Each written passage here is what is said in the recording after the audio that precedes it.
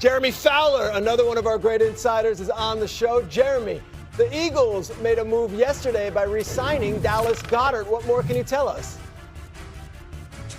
Peter, Dallas Goedert is back for a 9th season with the Eagles, a one-year deal worth $7 million, $4.25 million signing bonus. This is big for quarterback Jalen Hurts because Goedert had a career-high 11 touchdowns last season. The Eagles wanted to get this done, spent the last few days trying to knock it out, and they might not be done, Peter. They were looking for wide receiver help in free agency over the weekend. Okay, interesting. Damian Woody is with us here. Damian, they get Dallas Goedert back. Are the Eagles better or worse than they were a year ago? I think, listen, as we see here on March 16th, I think they're worse. I really do. You know, we've seen a couple moves, you know, a couple guys leave on the defensive side, move on in free agency, or what I call graduate from the program. But you also look at the coaching staff with the Philadelphia Eagles. Okay, their Hall of Fame offensive line coach Jeff Stoutland is no longer with the organization. They have a first-year play caller in Sean Mannion who comes over from the Green Bay Packers. And when you combine all of that right now, you're sitting there thinking, Philly got some work to do if they're going to be one of the big boys in the NFC. Let's talk about the NFC East. Dominique Foxworth, you're here on the show as well. Dominique, has the gap closed between the Eagles and the other three teams in the division? Absolutely, I think so. And I would focus in on the Washington Commanders, because if they can get Jaden Daniels back and healthy for a full season, I think that offense will be okay. And they were aggressive with how they approached the defense this year, and I think we're going to see a much more blitz-happy, big play, turnover-oriented defense, especially since they brought Durante Jones over from the Vikings. He's a Flores disciple, so you're going to see an aggressive defense. They added Owe and Amenahue and Case on edge rushers that can do the similar things that you saw from the Vikings with Grenard and Van Ginkel. So I think this team, my expectations are getting higher and higher for the Washington Commanders as we get close to the season. And just as the Eagles have a new offensive coordinator, David Blau, 30-year-old former player, is also going to be the new play caller in Washington. Jeremy Fowler, I saw on my timeline, and Schefter reported it, Eagles move, and I'm thinking, is it A.J. Brown? No, it was Goddard. Okay, does that mean the A.J. Brown deal is now dead? Peter, it's not dead, but there is no movement on the A.J. Brown front. It is status quo. The Eagles have fielded calls. They've shown some level of willingness of doing a deal. Teams are interested. The New England Patriots have been involved here. But look, Philadelphia wants a lot to move off of Brown. I've talked to teams who say it's a first-round pick and more, maybe even a first-round pick and a second-round pick. That is rich for teams trying to make that happen. And so right now it's a bit of a waiting game. They could wait till after June 1st. They would save a lot of money on their dead salary cap. So they know they have to make some moves, though, and the feeling is that A.J. Brown, it's believed around the league, would welcome a trade. All right, if that's the case, Damian Woody, should the Patriots, who did sign Romeo Doubs, should they be breaking their back to go and get A.J. Brown and get Drake May, that number one wide receiver? I don't think they should. I think, don't get confused the fact that the Patriots are in the Super Bowl and that they're here and all that. It could be a situation where they could kind of regress a little bit with a first-place schedule, and you're not fooling anyone. I think the Patriots will be better served to continue to build through the draft. They still have other needs. Yes, A.J. Brown will be a great addition, but who's the pass rusher? They need other things along this roster. So I don't know if I would mortgage the future to go get A.J. Brown. Dominique Foxworth, your take on the whole A.J. Brown situation and whether the Patriots should be the ones making a move. Yeah, I know that the Eagles are saying that A.J. Brown can come and play for him, but it sure feels like after the last couple seasons, it's going to be hard to imagine him being back there.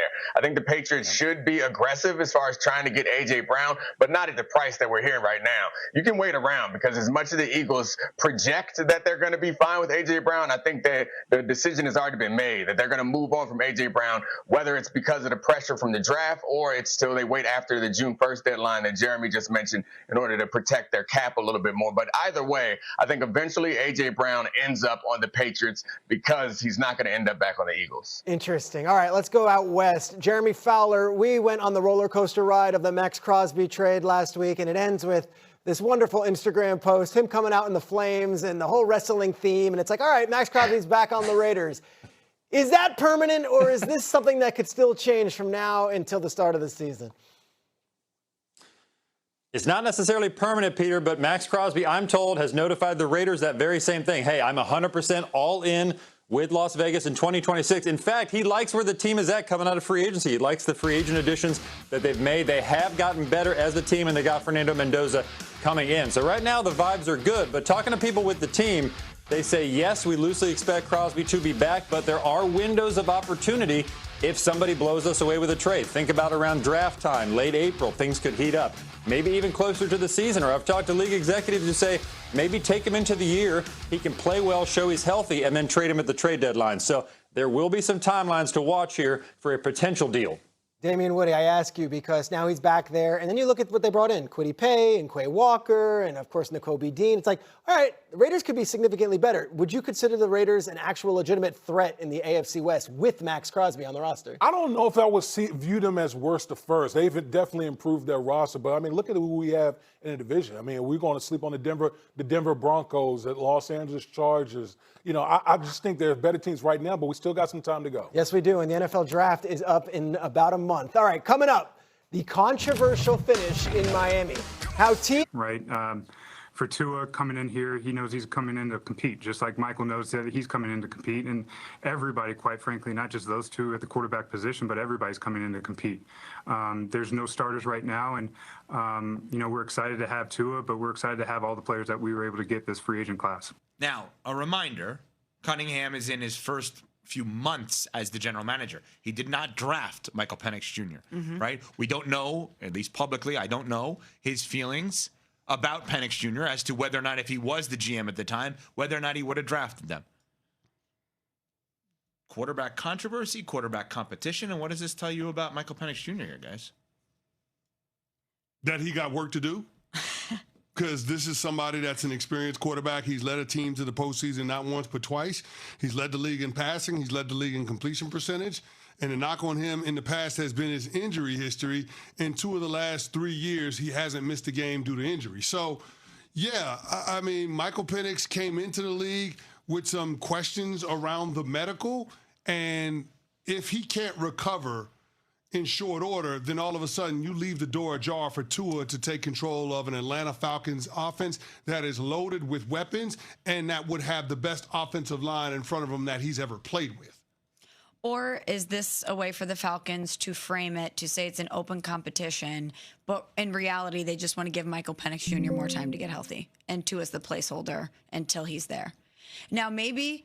So it's dangling the carrot for Tua so he can go through the offseason and make sure that everybody can get the work that they need. Yes. And then when Penix is healthy, snatch it from Tua and give it to Penix? Well, think about this. It's actually kind of best case scenario for them. You give Michael Penix Jr. more time to be healthy. He doesn't feel rushed. Tua is there. And what if Tua is a better fit in Kevin Stefanski's offense? And then you have somebody in the immediacy there, and you can still worry about Michael Penix Jr. down the road. Because one thing we know about Tua, and it's funny that we're talking about Michael Penix's history injury and saying that's a negative in a conversation about Tua. But one thing we know about Tua is that he's incredibly accurate. There are limitations there, and Michael Penix Jr. and Tua, while both being left-handed, have different strength sets. But maybe Tua is a placeholder for Michael Penix Jr. and they don't have to rush him. Or maybe when they put him in there, or if he wins the starting competition, they realize that in this particular offense, he's a fit and they will roll with him until it goes left, or maybe it doesn't go left. I actually think it's not a bad place for Atlanta to be right now. What's the place that they're in, though? That's what I'm confused about. Well, right now, do you think either one of these guys is a long-term answer for them? Doesn't seem. If Ian Cunningham is saying upon arrival, this is a quarterback competition, then no, they're not in a good place for the future. Right. But you kind of have nothing to lose when it comes to Tua.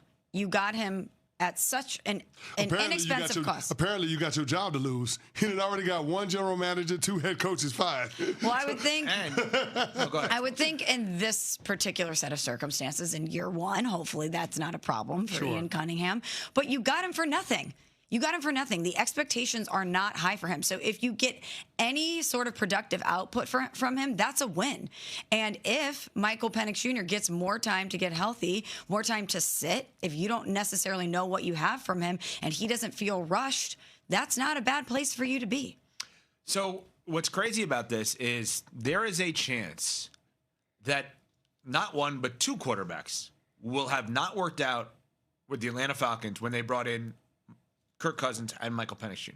And in addition, if you feel like Tua's not going to work out, there has been maybe not a player in the NFL at the quarterback position that has had more weapons over the course of a 5-year period than Tua. And he still wouldn't work out, potentially.